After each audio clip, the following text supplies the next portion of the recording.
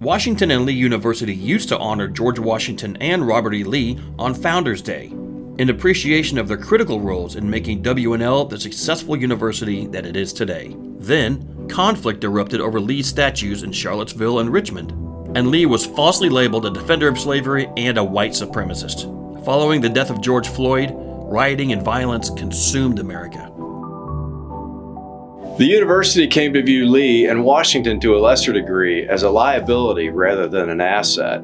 They sought to distance WNL from its founders and took steps to erase Lee from the campus. Then, in June of 2021, the Board of Trustees voted to discontinue Founders Day. WNL would no longer pay tribute to the remarkable legacies of George Washington and Robert E. Lee. But that was just the start.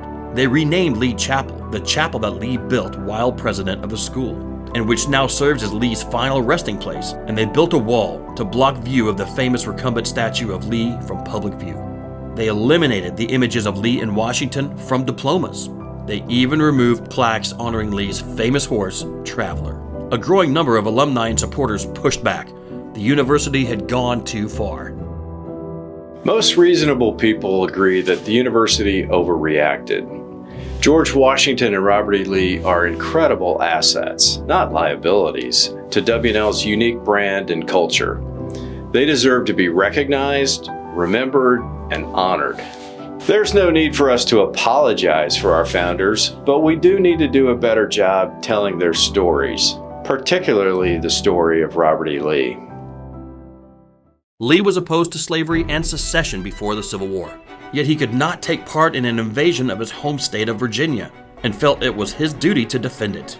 He resigned from the U.S. Army and committed to defending Virginia. He was a reluctant warrior, and he became a leading voice for reconciliation after the war. Lee devoted the last 5 years of his life to educating the young men of the South, which was devastated by 4 years of war. As president of Washington College, Lee was an educational innovator, revamping the curriculum to include classes on modern language, journalism, business, engineering, and science. More importantly, Lee left his stamp on the university through his remarkable character.